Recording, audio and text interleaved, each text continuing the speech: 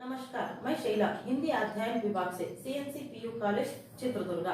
हम आज आपके पुस्तक साहित्य वैभव के प्रथम सोपान गद्य भाग के पाठ 5 बाबा साहेब डॉक्टर अंबेडकर के बारे में पढ़ेंगे।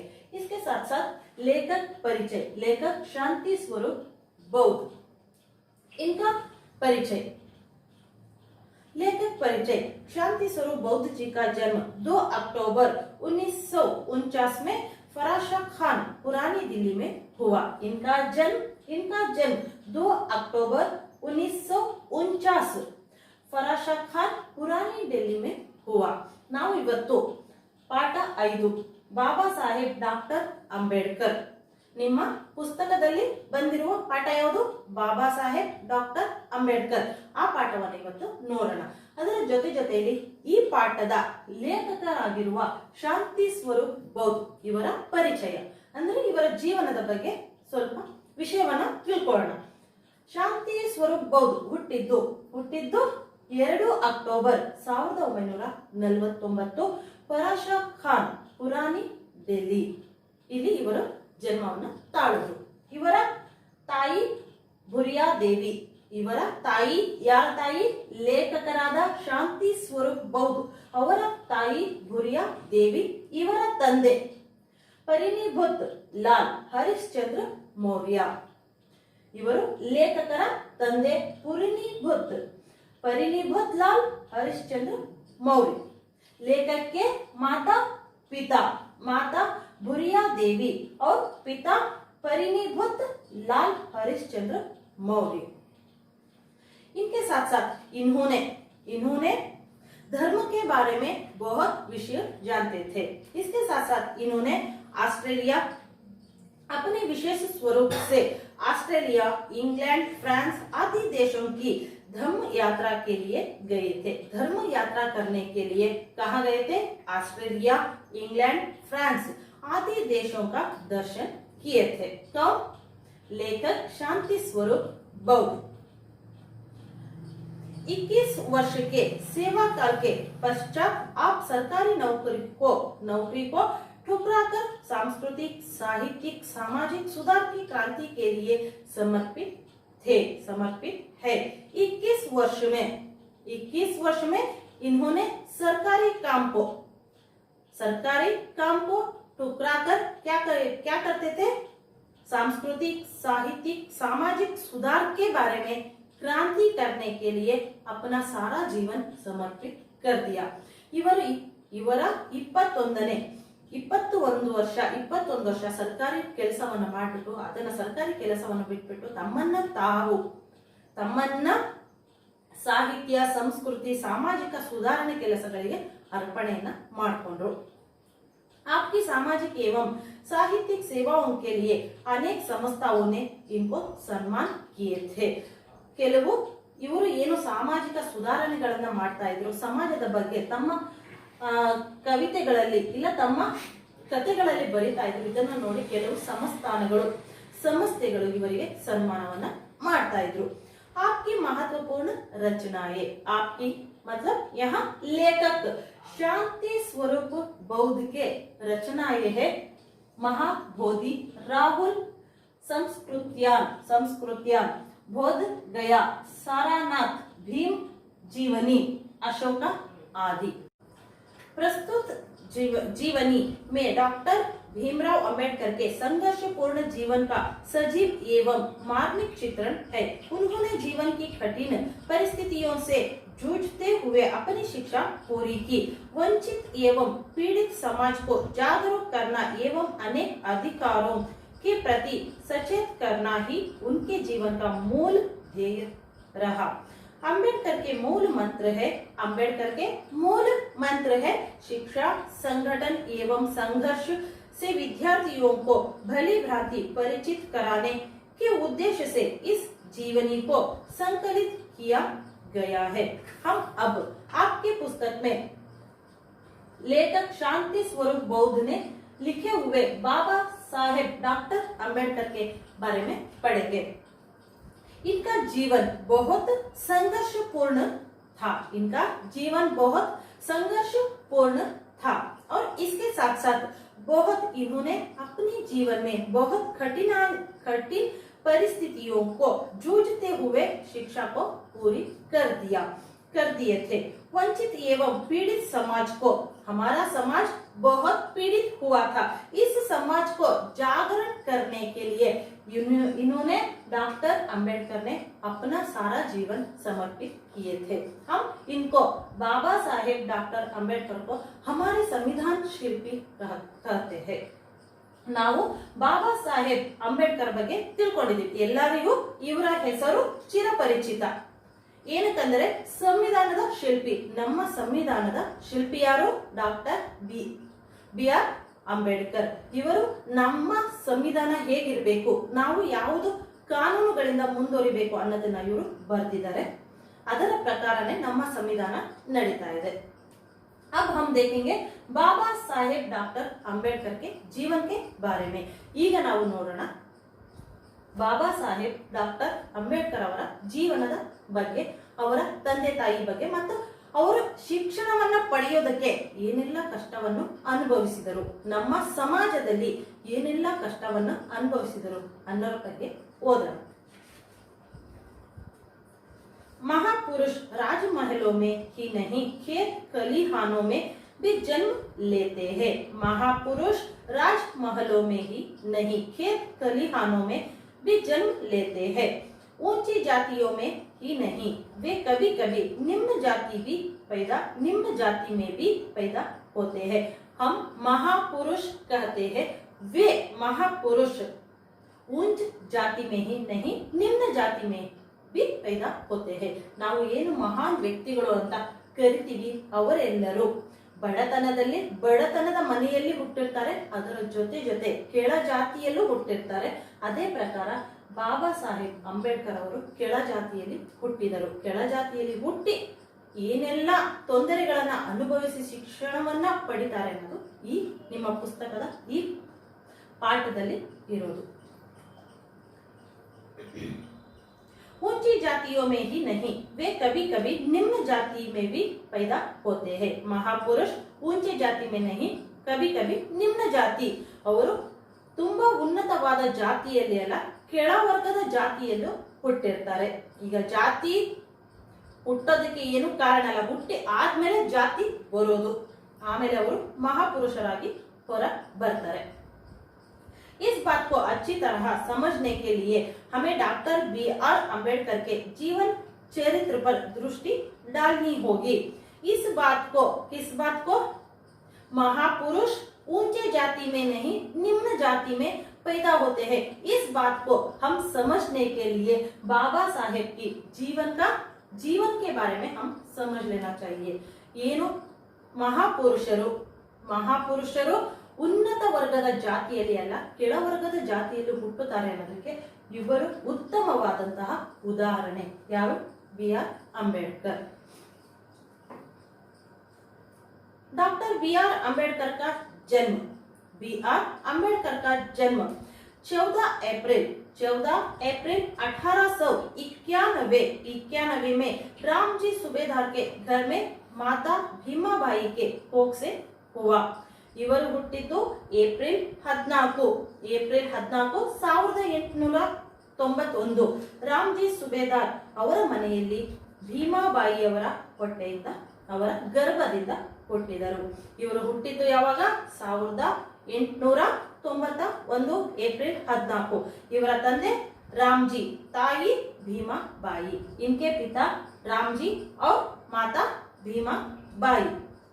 इनके कोख से इनका जन्म हुआ.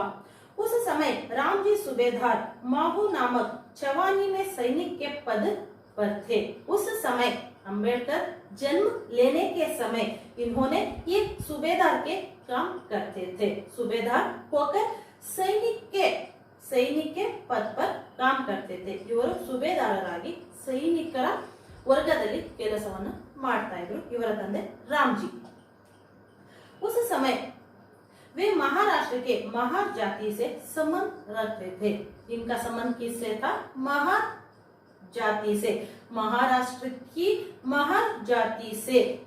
निम्न जाति, ये निम्न जाति है। इस जाति से इनका संबंध था, किसके? डॉक्टर बी आर अम्बेडकर का संबंध था। महार जाति महाराष्ट्र में अछूत समझी जाती है। महाराष्ट्र में इस जाति को, महार जाति को अछूत ಸಮಜ್ತೆ ಹೇ। ಮಹಾರಾಷ್ಟ್ರದಲ್ಲಿ ಇವರ ಜಾತಿಯನ್ನು ಅಸ್ಪೃಶ್ಯತೆಗೆ ಹೋಲಿಸುತ್ತಾರೆ। ಈ ಜಾತಿಯಲ್ಲಿ ಇವರು ಹುಟ್ಟಿದ್ದು, ಈ ಜಾತಿಯಲ್ಲಿ ಹುಟ್ಟಿದ್ದಕ್ಕೆ ಇವರು ಶಿಕ್ಷಣವನ್ನು ಪಡೆಯೋದಕ್ಕೆ ತುಂಬಾ ತೊಂದರೆಗಳು, ಅಡೆತಡೆಗಳು ಬರುತ್ತೆ। ಅದನ್ನೆಲ್ಲ ಮೆಟ್ಟಿ ನಿಲ್ತಾರೆ ಇವರು ಡಾಕ್ಟರ್ ಬಿ ಆರ್ अम्बेडकर। इस कारण महारों के सामाजिक अत्याचार और तरह तरह के बहिष्कार झेलने पड़ते थे। किसको? अम्बेडकर को। महार जात में पैदा होने या जन्म लेने के कारण इस सामाजिक अत्याचार में, सामाजिक, इस हमारे समाज में कुछ अत्याचार और बहिष्कार को झेलने लगते थे।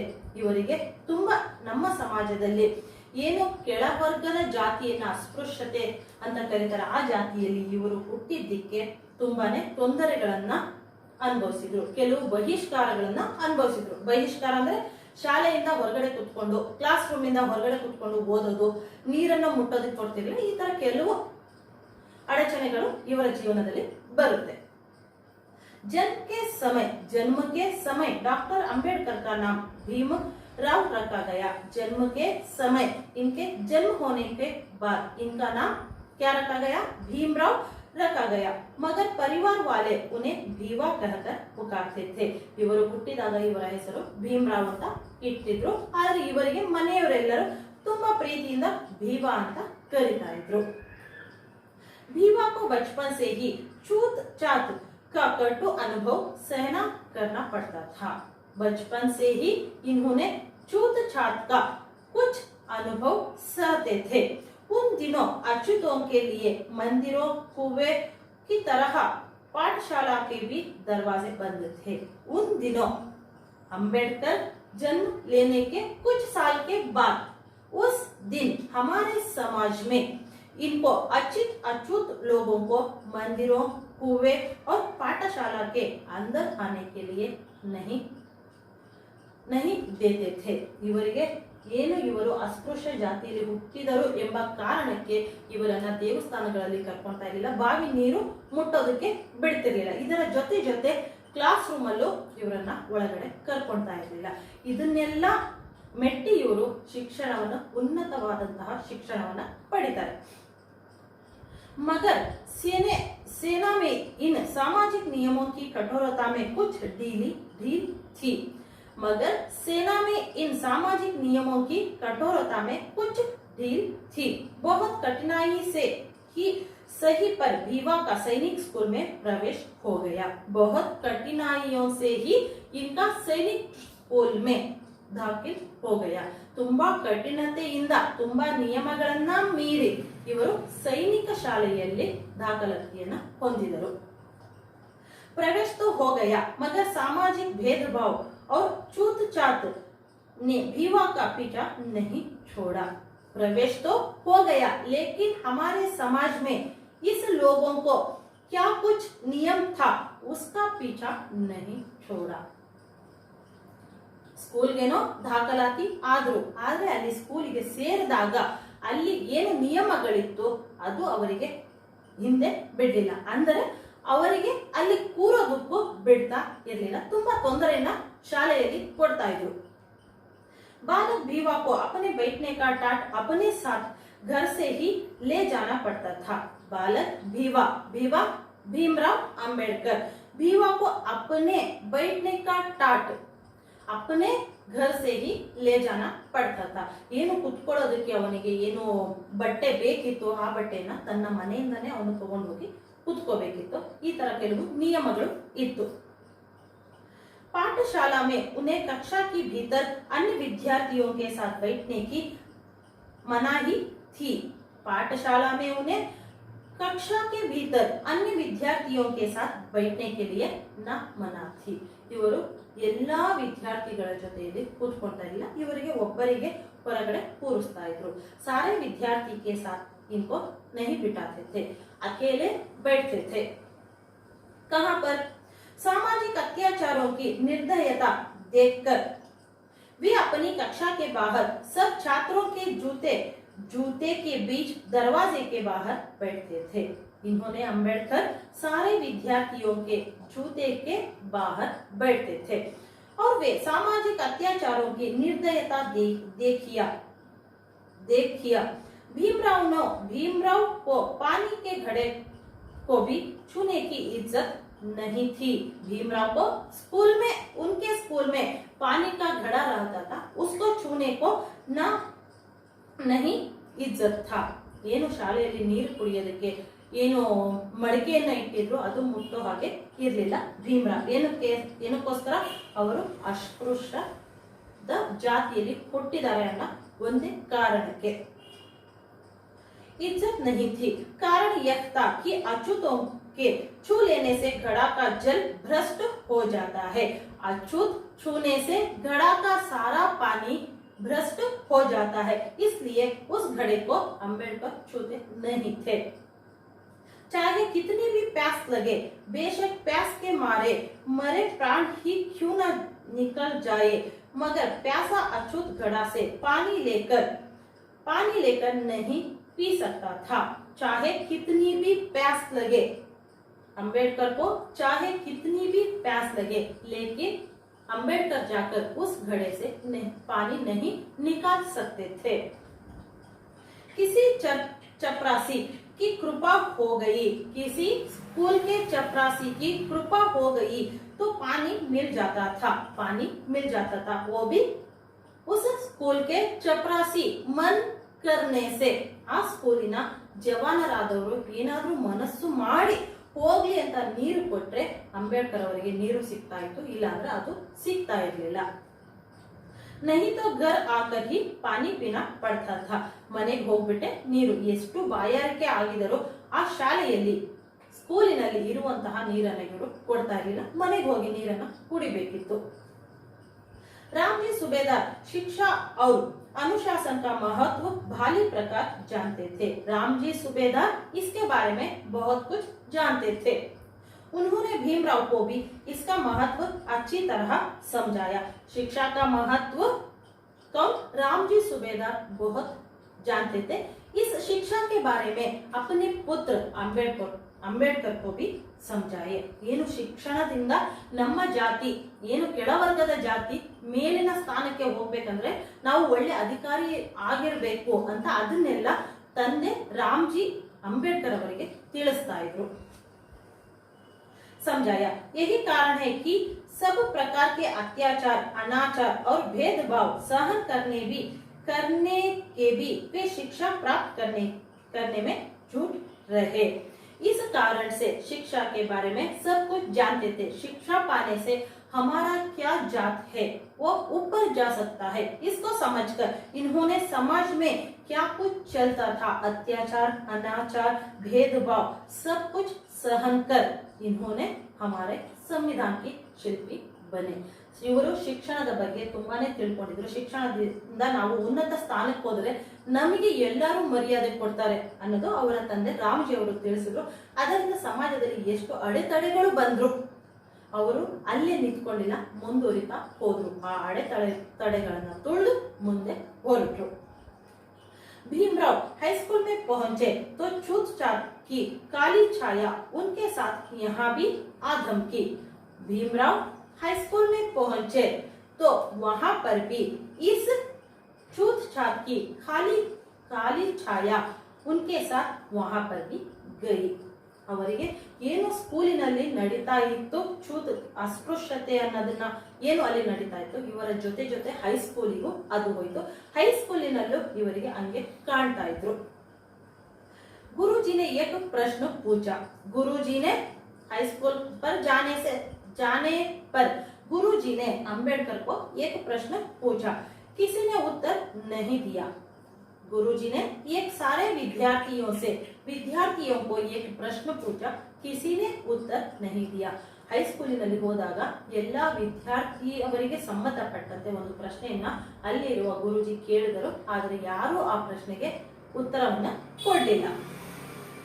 भीमराव प्रश्न का उत्तर लिखने के लिए जो ही ब्लैक बोर्ड की तरफ चले, भीमराव उत्तर लिखने के लिए ब्लैक बोर्ड की तरफ चले तो ही कक्षा के सवर्ण छात्रों ने शोर मचाते हुए कहा, रोको। ಆ ಪ್ರಶ್ನೆಗೆ उत्तर ಇವರಿಗೆ ಗೊತ್ತಿತ್ತು। उस प्रश्न का उत्तर अंबेडकर को पता था, इसलिए उन्होंने ब्लैक बोर्ड पर लिखने के लिए सामने जाते हैं। उस समय सारे छात्र उन पर चिल्लाने लगते हैं। ಅವರು ಉತ್ತರವನ್ನು ಬರೆಯೋದಕ್ಕೆ ಅಂತ ಬ್ಲಾಕ್ ಬೋರ್ಡ್ ಹತ್ತಿರ ಹೋದಾಗ ಎಲ್ಲ ವಿದ್ಯಾರ್ಥಿಗಳು ಎಲ್ಲರೂ ಜೋರಾಗಿ ಕೂಗೋದಕ್ಕೆ ಸ್ಟಾರ್ಟ್ ಮಾಡ್ತಾರೆ। रुको, इस अछूत को ब्लैक बोर्ड के नीचे रखा हमारा भोजन इसके छूने से भ्रष्ट हो जाएगा। किस लिए वो सारे विद्यार्थी या छात्र शोर मचाते थे कि इनका सारा भोजन भ्रष्ट अछूत जाने से इनका सारा भोजन भ्रष्ट हो जाएगा। ಅಲ್ಲಿ ಬ್ಲಾಕ್ ಬೋರ್ಡಿನ ಹತ್ತಿರ ಇವರ ಊಟದ ಬಾಕ್ಸ್ಗಳು ಇತ್ತು, ಅದರ ಮೇಲೆ ಇವರ ನೆರಳು ಬಿದ್ದರೆ ಆ ಊಟ ಎಲ್ಲ ಭ್ರಷ್ಟ ಆಗುತ್ತೆ ಅಂತ ಇವರು ತಿಳ್ಕೊಳ್ತಾರೆ। ಅದರಿಂದ ಗಲಾಟೆಯನ್ನ ಮಾಡೋದಕ್ಕೆ ಸ್ಟಾರ್ಟ್ ಮಾಡ್ತಾರೆ। ब्लैक बोर्ड के नीचे रखा हमारा भोजन इसके छूने से भ्रष्ट हो जाएगा। भीमराव इस प्रकार के असंख्य अपमान के खून के घूंट चुपचाप पी जाते थे। भीमराव को ऐसे कुछ अपमान होते थे, ये सबको इन्होंने खून की घूंट चुपचाप पी जाते थे। ये एक मुहावरा है। खून का घूंट का मतलब क्रोध अपने मन में ही दबाते थे। इनको क्रोध आता था उस समय, लेकिन इन्होंने अपने मन में ही उस क्रोध को दबाने लगे। ಇವರಿಗೆ ಅದನ್ನೆಲ್ಲ ನೋಡ್ಬಿಟ್ಟು ಸಿಟ್ಟು ಬರ್ತಾ ಇತ್ತು, ಆದರೆ ಆ ಸಿಟ್ಟನ್ನ ಬೇರೆಯವರ ಮೇಲೆ ಹಾಕ್ತಿರ್ಲಿಲ್ಲ, ತಮ್ಮ ಮನಸ್ಸಿನಲ್ಲಿ ಆ ಸಿಟ್ಟನ್ನ ಮುಚ್ಚು ಹಾಕ್ತಾ ಇದ್ರು। सन 1907 में भीमराव ने मैट्रिक की परीक्षा पास की। एक अछूत बालक के लिए एक महान उपलब्धि थी। सन 1907 में भीमराव मैट्रिक की परीक्षा पास की। 1907 ಇವರು ಮೆಟ್ರಿಕ್ ಅಂದ್ರೆ ಆ ಟೈಮಿನಲ್ಲಿ SLC ಇಲ್ಲ 10th ಅನ್ನ ಮೆಟ್ರಿಕ್ ಅಂತ ಕರೀತಾರೆ, ಆ ಎಕ್ಸಾಮ್ ಅನ್ನ ಇವರು ಪಾಸ್ ಮಾಡಿದ್ರು। एक अछूत बालक के लिए एक महान उपलब्धि थी। ಒಬ್ಬ ಅಚ್ಯುತ್ ಅಸ್ಪೃಶ್ಯ ಬಾಲಕ 10th ಅನ್ನ ಓದೋದು, 10ನೇ ತರಗತಿಯನ್ನ ಓದೋದು ಅಸಾಧ್ಯವಾಗಿತ್ತು ಆ ಸಮಯದಲ್ಲಿ। ಆದರೆ ಎಲ್ಲ ಅಡೆತಡೆಗಳನ್ನ ಮೆಟ್ಟಿ ನಿಂತು ಇವರು ತಮ್ಮ ಮೆಟ್ರಿಕ್ ಪರೀಕ್ಷೆಯನ್ನ ಪಾಸ್ ಮಾಡಿದ್ರು। ಒಳ್ಳೆ ಉತ್ತಮವಾದ ಅಂಕಗಳಿಂದ ಆ ಪರೀಕ್ಷೆನ ಪಾಸ್ ಮಾಡಿದ್ರು। इस अवसर पर भीमराव के सम्मान में एक सभा के आयोजन किया गया, जिसमें कृष्णोजी अर्जुन खिलोस्कर जी ने अपनी लिखी पुस्तक बुद्ध जीवनी भीमराव को भेंट की। इस अवसर पर भीमराव के सम्मान में एक सभा का आयोजन किए थे। उस समय उस सभा में कृष्णोजी अर्जुन खिलोस्कर ने उनके लिखे हुए पुस्तक बुद्ध जीवनी भीमराव को भेंट दी। भीमराव ಏನು 10th ಅನ್ನ ಪಾಸ್ ಮಾಡಿದಕ್ಕೆ ಕೃಷ್ಣೋಜಿ ಕಿರ್ಲೋಸ್ಕರ್ ಅವರು ತುಂಬಾ ಖುಷಿಯಿಂದ ಅವರು ಬರೆದ ಪುಸ್ತಕ ಬುದ್ಧಿ ಜೀವನಿ ಅನ್ನೋ ಪುಸ್ತಕವನ್ನು ಇವರಿಗೆ ಉಡುಗೊರೆಯಾಗಿ ಕೊಡ್ತಾರೆ। इसी समय रामजी सूबेदार ने घोषणा की, हमारी आर्थिक स्थिति ठीक नहीं है। इस समय कौन? रामजी सूबेदार कौन है? अंबेडकर के पिता रामजी सूबेदार ने एक घोषणा की कि हमारा आर्थिक परिस्थिति ठीक नहीं है, पर मैं अंबेडकर को बहुत बड़ी शिक्षा दिलाऊंगा। स्थिति ठीक नहीं है, फिर भी मैं भीमराव को उच्च शिक्षा दिलाने की भरसक प्रयास करूंगा। ನಮ್ಮ ಆರ್ಥಿಕವಾದ ಪರಿಸ್ಥಿತಿ ಚೆನ್ನಾಗಿಲ್ಲ, ಆದರೂ ನಾನು ಅವನಿಗೆ ಅಂಬೇಡ್ಕರ್ಗೆ ಉನ್ನತವಾದ ಶಿಕ್ಷಣ ಕೊಡಿಸೋದಕ್ಕೆ ನನ್ನ ಕೈಲಾದಷ್ಟು ಪ್ರಯತ್ನ ಮಾಡ್ತೀನಿ ಅಂತ ಅವರ ತಂದೆ ರಾಮ್ಜಿ ಸತ್ಪಾಲ್ ಅವರು ಹೇಳ್ತಾರೆ। 17 वर्ष की आयु में भीमराव के विद्यार्थी जीवन में ही 9 वर्ष की रमाबाई के साथ विवाह हो गया। 17 साल 17 ವರ್ಷದಲ್ಲಿ ವಿದ್ಯಾರ್ಥಿ ಜೀವನದಲ್ಲಿ ಇವರಿಗೆ 9 ವರ್ಷದ ರಮಾಬಾಯಿ ಎನ್ನುವರ ಜೊತೆ ವಿವಾಹವಾಗುತ್ತೆ। 17 साल के आयु में भीमराव को 9 वर्ष की रमाबाई के साथ विवाह हो गया। उनके अनेक कठिनाइयों के सामना करते हुए भीमराव बम्बई की एल्फिस्टन कॉलेज में दाखिल हो गए। अनेक कठिनाई सहकर भी इन्होंने बम्बई की एल्फिस्टन कॉलेज में दाखिल हो गए. ತುಂಬಾ ಕಠಿಣವಾದ ಪರಿಸ್ಥಿತಿ ಇತ್ತು, ಆರ್ಥಿಕ ಪರಿಸ್ಥಿತಿನೂ ಸರಿ ಇರಲಿಲ್ಲ, ಮತ್ತೆ ಇವರ ಜೊತೆ ಸಮಾಜದಲ್ಲಿ ಕೆಲವು ಇದ್ದ ನಿಯಮಗಳು, ಇವರ ಜಾತಿಗೆ ಇದ್ದಂತಹ ಕಠಿಣವಾದ ನಿಯಮಗಳನ್ನು ದಾಟಿ ಇವರು ಮುಂಬೈನ एल्फिस्टन ಕಾಲೇಜಲ್ಲಿ ದಾಖಲಾತಿಯನ್ನ ಪಡೆದು. उस समय एक अच्युत के लिए एक बहुत अनोखी बात थी. आ समयದಲ್ಲಿ उस समय एक अच्युत ऐसी बड़े कॉलेज में दाखिल होना ये बहुत बड़ी बात थी. ಆ ಕಾಲೇಜಿನಲ್ಲಿ ದಾಖಲಾತಿ ಹೊಂದೋದು ತುಂಬಾ ಅಸಾಧ್ಯವಾದಂತಹ ಕೆಲಸ ಆಗಿತ್ತು. ಆದರೆ ಆ ಕೆಲಸವನ್ನು ಇವರು ಸಾಧ್ಯ ಮಾಡಿದ್ರು. मगर रामजी सूबेदार भीमराव को और पढ़ने की कठिनाई महसूस करने लगे तो किर्लोस्कर गुरुजी भीमराव को बड़ौदा के महाराजा सयाजीराव गायकवाड़ जी के पास ले गए. उस समय मगर रामजी सूबेदार भीमराव को पढ़ाने में बहुत कठिनाई हुई. पैसा ಏನು ಹಣವನ್ನು ಜೋಡಿಸೋದಕ್ಕೆ ತುಂಬಾ ಕಷ್ಟ ಆಯ್ತು. ಆ ಸಮಯದಲ್ಲಿ ಅವರು ಮುಂಚೆ ಯಾರು ಬಂದಿದ್ರು, ಮುಂಚೆ ಕೃಷ್ಣೋಜಿ ಕಿರ್ಲೋಸ್ಕರ್ ಬಂದಿದ್ರಲ್ಲ, ಅವರು ಅಂಬೇಡ್ಕರ್ ಅವರ ತಂದೆಯನ್ನ ಒಬ್ಬರು ಮಹಾರಾಜರ ಹತ್ರ ಕರ್ಕೊಂಡು ಹೋಗ್ತಾರೆ. ಮಹಾರಾಜ ಸಯಾಜಿರಾವ್ गायकवाड़ जी के पास ले गए. भीमराव को बड़ौदे के महाराजा सयाजीराव के पास ले गए. भीमराव ने अपनी विद्वत एवं बुद्धिमत्ता से महाराजा का दिल जीत लिया. इनके शिक्षा के या विद्वत के कारण उस महाराजा का दिल जीत लिया. महाराजा ने भीमराव की उच्च शिक्षा के लिए 25 मासिक छात्रवृत्ति स्वीकृत कर दी. ಅವರು ಆ ಮಹಾರಾಜ ಅವರು ಇವರ ಶಿಕ್ಷಣದ ಇವರ ಬುದ್ಧಿವಂತಿಕೆಯನ್ನು ನೋಡಿ ನಾನು ತಿಂಗಳಿಗೆ 25 ರೂಪಾಯಿನ ನಿಮಗೆ ಕೊಡ್ತೀನಿ ಅಂತ ಹೇಳ್ತಾರೆ. ಆ ಟೈಮಿನಲ್ಲಿ 25 ರೂಪಾಯಿ ದೊಡ್ಡ ಅಮೌಂಟ್ ಆಗಿತ್ತು.